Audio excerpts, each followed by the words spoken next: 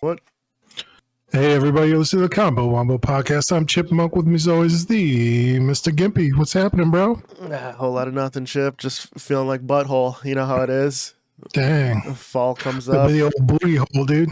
With brown peanut butter. Brown. What the fuck? That is exactly how I feel. Fall foliage, my guy.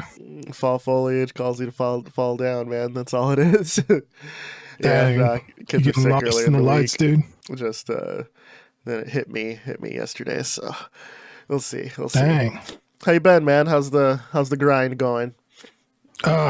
It's going really good. I don't know. I showed you a little bit of what I've been working on, like prototype wise. I was working on like just like a simple like asteroid style game. I threw like an arcade playing thing in there that was like in a humble bundle because I was like, oh, you might want to go into like an asteroid, and I was like, oh, if it goes into like a third person, spaceship like Star Fox, and I did that. I don't know. There's no game there. It's just a vibe.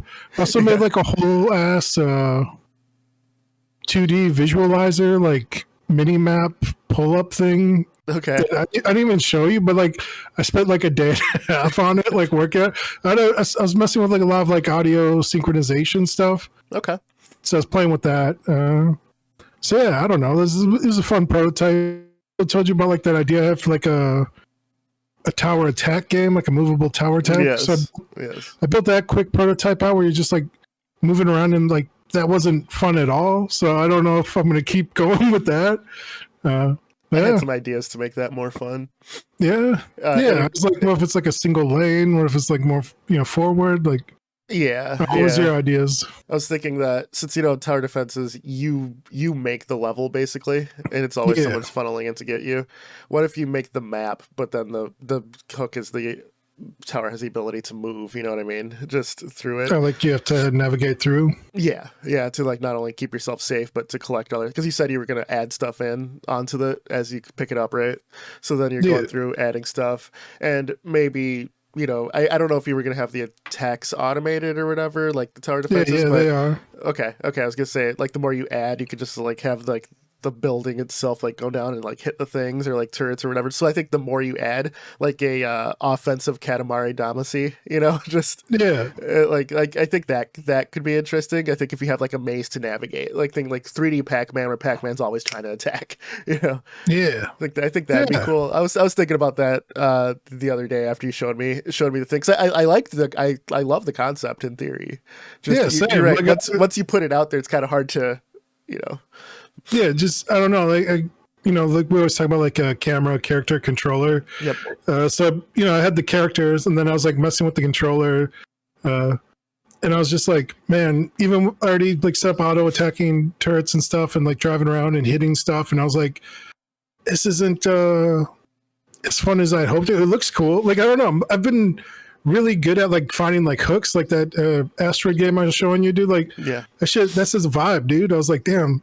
I don't know. I've been getting at the good hook, but not like good mechanics. Sure. Yeah. Gameplay. Gameplay's lacking. I've just been like coming up with great ideas for like a screenshot or like a elevator pitch. Your screenshot of your 30-second trailer looks great. Yeah. But I don't know. Maybe that's just the age we're living in too. So maybe I could put these up there and people would play them and they'd be like, "Oh, this is great," and then they'd have to hype it up and defend it, even though it's not that good. They'd be like, "Oh man." Too, you're prototyping just based off of your one nugget of an idea, though. You haven't really thought more of it. So I mean, I think that could be it too. I think the more you work on it, if you decide to, the more the gameplay will evolve as you're doing it. So yeah, I think you're on the right spot. But I think you've been back at it, just iterating on the game dev stuff. Seems like you've been inspired lately, man. So I've just been chilling. I've just been. I don't know. I've scoped everything way down, just back to like prototyping phase. Like I have like those 2 older games that I should probably finish at one point. Probably 6. There's like one's like kind of like a Frogger clone or a Crossy Roads. So I was like, man, should probably do that. Because like I don't know, I basically have to rebuild that from the ground up, and then like I had like another game that was a like a brawler, like Batman Arkham Asylum style combat, And looking at that, I was like, damn, I'm gonna have to like recode a lot of this stuff also from the ground back up. Like maybe not completely, but it almost be faster to tear things down just because it was already so long ago. And I'd be like, I kind of have a sense of like where things are and where I left them all. But what's nice is you don't have to remake the assets though, if you already have those. Yeah. So I don't know, man. So that's kind of where I'm at. I'm like just throwing ideas at the wall, seeing what sticks, what's fun. Yeah. I'm getting a lot of cool core concept, but not core gameplay ideas going. So, It's all right. It's all right. Yeah, this is how you get to it, man. You gotta sift through a lot of dirt to get to those brown nuggets, dude. That's gross.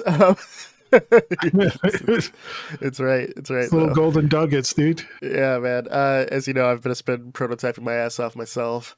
Just doing little concepts making all and kinds stuff. of progress. Yeah. Are you going from like the tutorials or those classes still? Or are you just free balling, dude? Free balling now?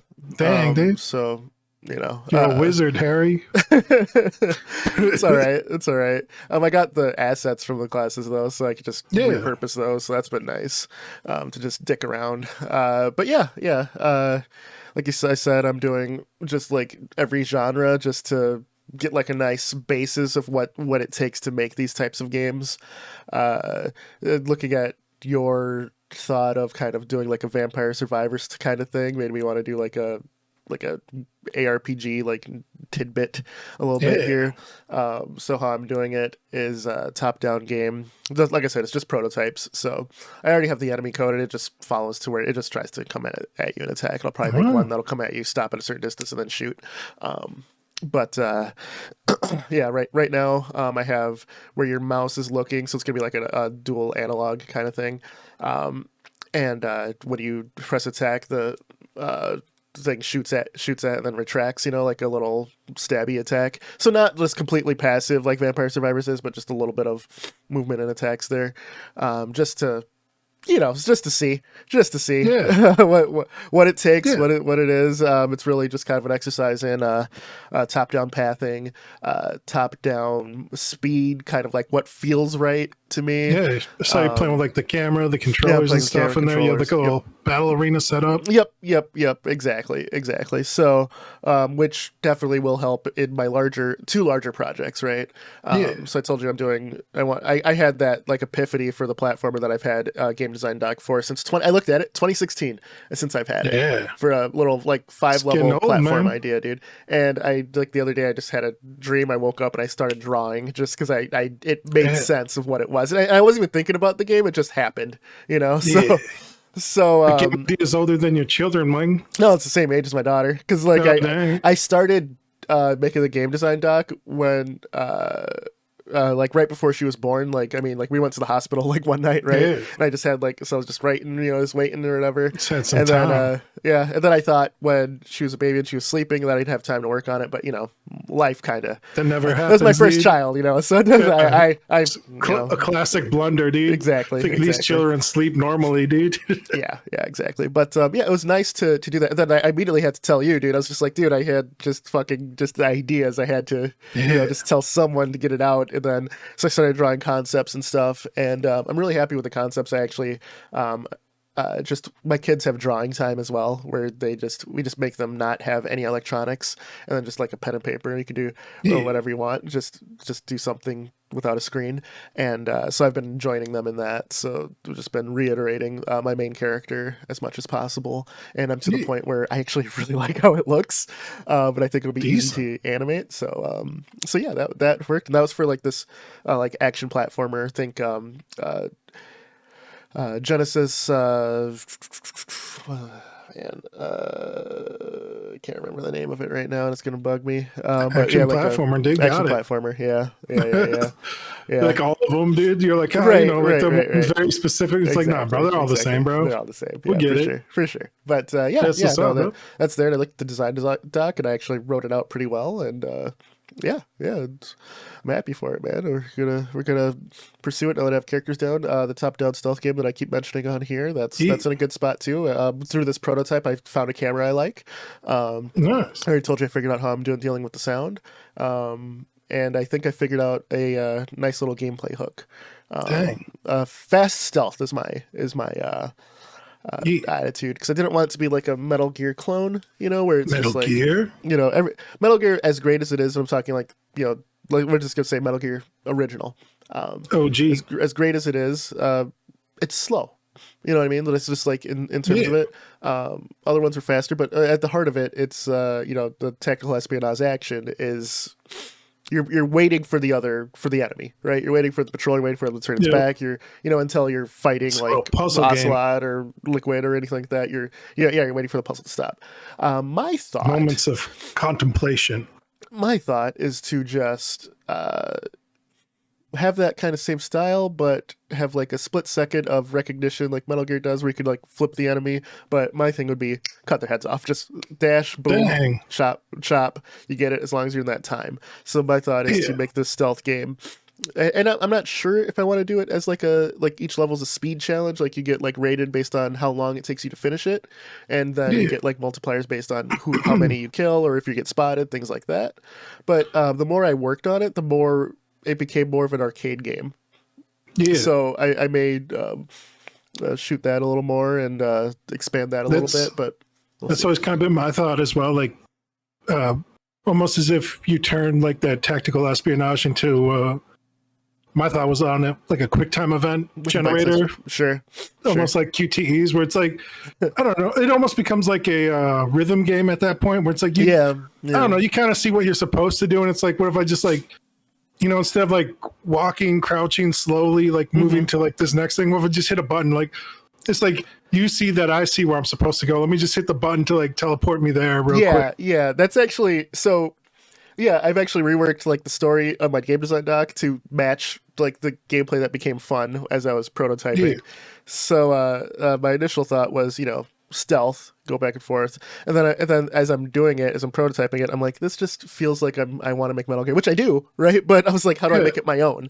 So then I was just experimenting with what felt good to attack, and then this dash mechanic that I made just feels so fun, and the little like particle animation that I did, just zipping back and forth, it looks cool.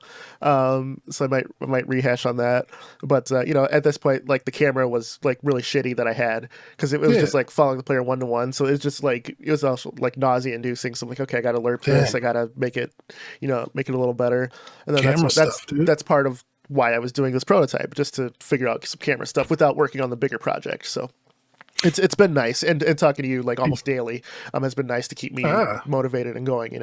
I keep on posting pictures of David Goggins in the chat. I'm like, just stay hard, stay hard. But yeah, that's motivation. It's been nice to someone else who's into game design to go on and continue what you're doing, even if I like when I show you stuff where I'm like, it's this and it's like a block, you know what I mean? Yeah. You know what I mean, you know what I'm going for. And then even when I'm using like the current prototype, you made the comment of I thought you were just gonna do like blocks and stuff, like you made a whole ass like tile set and shit, so, but that's I caught up in the pretty, dude. My reason for that is I just want to be used to making tile sets, right? The less you do it, the more exactly, it's workflow. The less you do it, the more you forget. So I'm like, if it's part of my flow, because I'm gonna have to make levels, right? So I'm gonna need to keep doing these tiles, and I'm gonna need to know how to layer them and everything properly. So that's been my goal. But yeah, dude, I've been having a blast. I done goof, man, this morning while I was waiting for you. Because we weren't even sure if we're going to do the podcast. You said you're not feeling great. Yeah. I started playing around with Unity. Now. Yeah, I started getting like GitHub repositories. I got Open Llama right in there, a large language model. No. And I was like trying to get no, that all worked. I got that up and running fine. I coded up some quick, I could type in questions and stuff and it'll answer me like it's all in Unity. That works. And then I was like, all right, man, let me try and make some sort of gameplay thing. So I got like a text-to-speech thing like Piper, and then I put that in there, and it was like, oh, we can't find iWorker. And so Unity made a repository called like Barracuda for running stuff, but then they updated to like Sentience. So I downloaded that, and then it's like, oh, I can't find the iWorker file in there, and it's like, bitch. So then I like went on Google and I was like, what's going on with this? Because it should be in that latest repository. And it's like, oh, this is in Barracuda. And I did another Google search and it's like, oh yeah, this is now in Sentience or whatever. And then like I did a third Google search and I found like somebody else who was making a different type of program, but kind of similar to what I wanted to do, where you could talk to a thing and it, does Semen. gameplay objects. Yeah. Yeah. Yeah. Literally Semen for the Sega Dreamcast. Yep. So in the comments buried in that tutorial, there was one guy who was like, yo, man, my iWorker shit's not going. And somebody was like, oh, yeah, you have to upgrade to Unity 2023, which they got rid of. It's not just Unity 6. So now my conspiracy is that they did all this shit to force people to upgrade to Unity 6, dude. Because like that old iWorker shit's not working, or like they just didn't care about the old stuff instead of just like forking off the builds to be like, all right, this stuff works for the old stuff, this stuff works for the new. It's like we're only supporting the new stuff, or you have to go get the old stuff by going through like a Git repository and looking in the backlog, or getting this Barracuda file from this thing, which I tried to do and that didn't go. It was like, we can't find it, sorry, this package can't be found. So that's rough, dude. That's rough. Yeah, dude. That's the champagne problems. Champagne problems for sure. I wanted to touch on just some of the things that have come out with me doing rapid prototype stuff, and it's revolved around. And I don't know if you have this or if anyone listening has this. If you are in the programming space or anything like that, but I've noticed that if I'm like up late programming or way too early and I haven't had coffee or any kind of caffeinated beverage, that we as a society run on. It's the most common drug there is. Aside from sugar. So my typing speed just at rest is about 80 just as a casual typer, right? Yeah. If I'm working on something and I'm in the zone, probably about 110 is where I sit, like doing stuff and I know what I'm doing. But I'd say 80 just like when I'm casually like reading something, watching something else, just typing just for the gist of it. And just to love the game. Just a man type. The later it gets, or if it's too early, I have what I've come to refer to as a lazy pinky. So everything that I'm coding, like all the variables I'm defining, all the functions I'm doing, are lowercase. With like an underscore before, underscore between. If I'm making multiple words, like camel case or whatever. Sure, there's different names. Sure. Yeah. And the thing that I've been doing is if it's late, I'm like tired or something, my pinky does not lift off of the like shift key after like doing the underscore, so it'll stay. So and Gamemaker is case sensitive with your variables and stuff. So if I'm like calling on something and like my finger did not lift off of shift, I'll have like a capital like randomly, and so I go to run the game, the shit's not working, and I'm like, what the hell, right? And what just happened? And a lot of the time the debugger will be all like variable not defined, or at a certain point, so I can look and see random things in there. And 99% of the time, it is because I like fat fingered and had a capital, where there was no capital before. So I try and define these like coding just specifics and like purpose, right, to everything I do, because I took it from my day job, which everything's in lowercase there. So I took it from that because I'm like, I do it all day. I don't want to like confuse myself, especially if I'm working on something I want to do versus while I'm at work. I don't want to confuse that to thinking. But I've noticed that if I get tired, like it's the I do shift with the left hand, so it's this one. I don't know if it's by my wedding ring and it just like gets caught and I just don't have the doesn't care. But yeah, that's what I've noticed. I thought I was thinking, man, I talked to some of my coworkers. They're like, yeah, I have some of that too. Like one of my coworkers, he abuses caps lock, so he doesn't have to hold shift because he has carpal tunnel. And he goes, yeah, sometimes I forget, and then half the thing is just in caps. I was like, oh, okay. So, I was curious if you had anything like that, or if anyone that listens to us can relate, whether it's not even programming, whether it's music. Like my sister does music, and she will, like, if she's holding a certain octave in like a long song, sometimes she'll just like forget her breathing exercises and just like just go, just middle randomly. So I was just curious if you have something like that. Sort of like hiccups like that. Like hiccups, no, usually just forget like a semicolon or like to end your statement.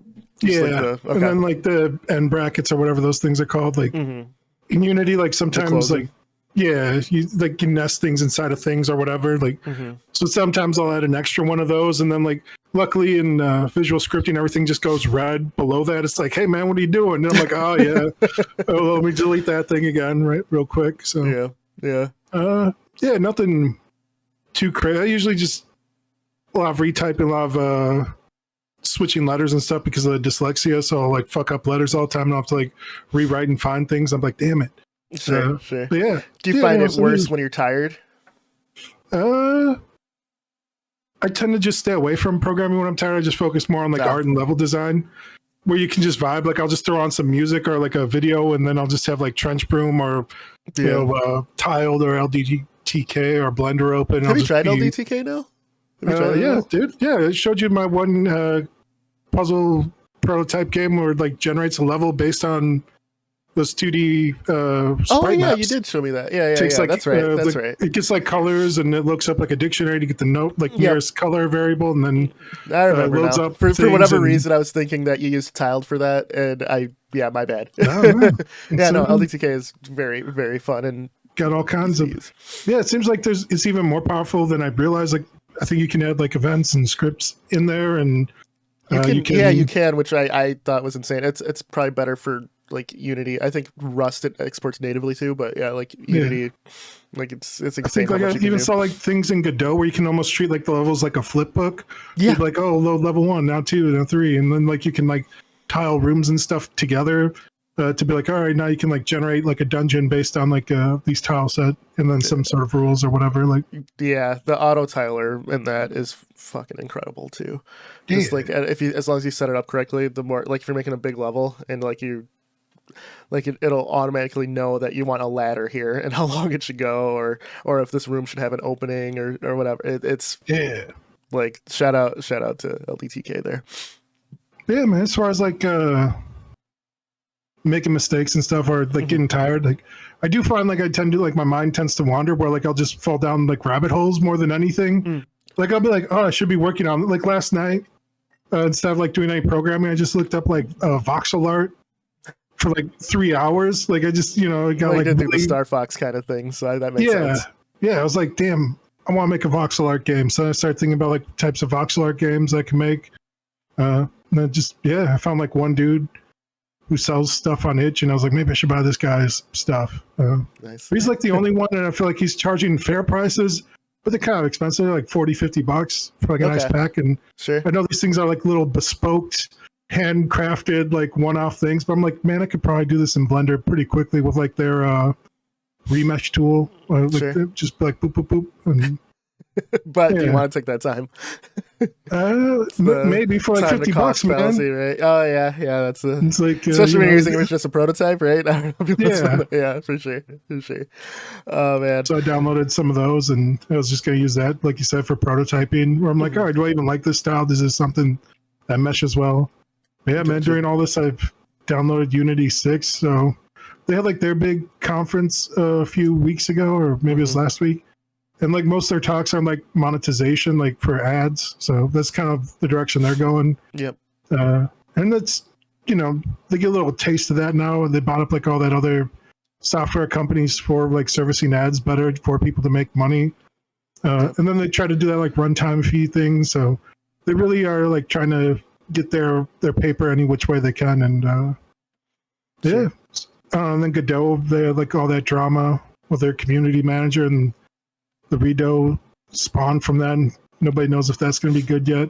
Yep. I didn't tell you this last time, but because of talking to you, I downloaded Gamemaker. Oh, okay. And then I've like went through Tower Defense, like their little demo, and I try to get that running or like figure out how it works. Man, it's fucking rough, dude. Like everything's like nested inside of things, and then it's like opening inside of the window. So there's like 7 or 8. Like, it's scripts. Layout. I see. Yeah. Yeah. Like the layout's just weird. For me. Okay.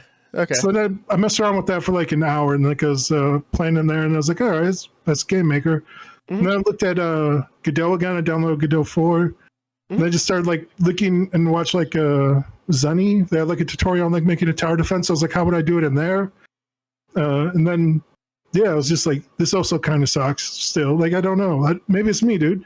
I like just being able to like drag and drop and put like infinite scripts on a thing that I want it to do, or use like signals to call other scripts and stuff. I don't know, man. Did you were you using the visual scripting language in GameMaker? No, I was just looking at the GML. Okay. GML thing. Okay. And then I was just opening up like their existing template file tutorial for their tower defense, like ships with the game. Yeah. If you have it and you want to show it to me after we're done doing the pod, I can probably explain it more than the tutorial will. Because I've noticed a lot of the tutorials just assume you already know how GameMaker's set up. But that being said, I'm not defending GameMaker because I do agree that its UI is clunky as hell.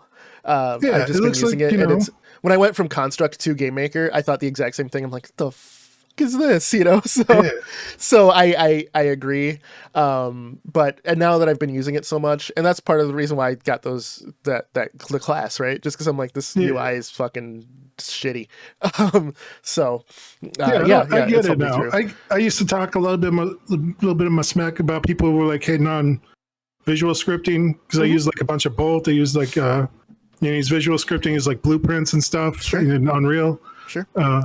But then, like, once you start coding, dude, and then, like, trying to, like, switch back to, like, clunkier things like the node nesting and, like, Godot, or, like, how the GML script is just laid out in GameMaker, I'm like, fuck, dude, just let me, like, quickly code and drag and drop shit, dude. Like, I don't know, like, I think when you get to a point where it's, like, you no longer need the visual editor, if that makes sense. Yeah. Where, like, everything's, like, X and Y positions and Z. I shouldn't need to look at anything for the like. I should be able to do it all like a beautiful mind in my head, dude. Like, and I've been able to get like damn near like on point with that stuff. Like I showed you like that one prototype with where I was using LDTK, and like with that, like everything's just script. There's nothing like no visual elements on the board. Like, everything just gets populated at runtime. It generates from like files and yeah. But I love just like being able to also like play in the editor and like lay things out quickly for like a prototype. With that that platform game I was showing you. Did you like the room editor in GameMaker though? I actually find that very good. I didn't. I like that. I looked at like the way they set up like their tower defense. They used like a spline, like everything like followed a spline through like just a picture. So it wasn't even like tiles or anything like that. It was just like boom, boom, boom. Weird way to do it. You should show me. Show me it later. All right, man. Well, let me just. I don't want to have the episode go on too long and then have the Dayquil that I just popped before this to wear off. People enough, dude. Just stay on your task. Work on your stuff. Find stuff when you get time. Enjoy things. That, And I am interested in this. If anyone listening or watching, if you're on the YouTube side, if you have any like just kind of lazy thing that you end up doing after you've been doing something for so long, maybe you're an artist and like your straight lines just start getting shitty. Maybe like me, you just keep capitalizing things so they don't have to be. Just maybe like Chip, you're not putting your end brackets on, or you're either adding or not adding semicolons. I just want to hear that. I just like hearing stories like that, sharing it with my coworkers who are programmers. I will say, like, for art wise as well, like I know I've spent too long on a piece when you start making like little changes over and over again. So we're like the same change a little bit. And I'll like move it back. I'm like, I don't know if this looks right. And it's like, all right, dude, like you spent too long on this. Like I'll say the exception being if you're doing animation. I remember doing animation and just like this just not looking right, and then usually the answer is I need a in-between frame. If it's not working, I was like, it's like just take what the little fix that I'm doing, make that in-between frame, and then add the next one. Then it usually works. But for me, it's like just commit to like a small change and then come back to it later. And then like if you're still worried about it later, like you'll fix it. If you're not, then it's probably fine. Sounds good. All right, man. Well, for the Combo Wombo podcast, I'm Mr. Gimpy. It's Chipmunk. Like, share, subscribe. We're making games out here. Take care, everybody. Finally. Finally. Finally.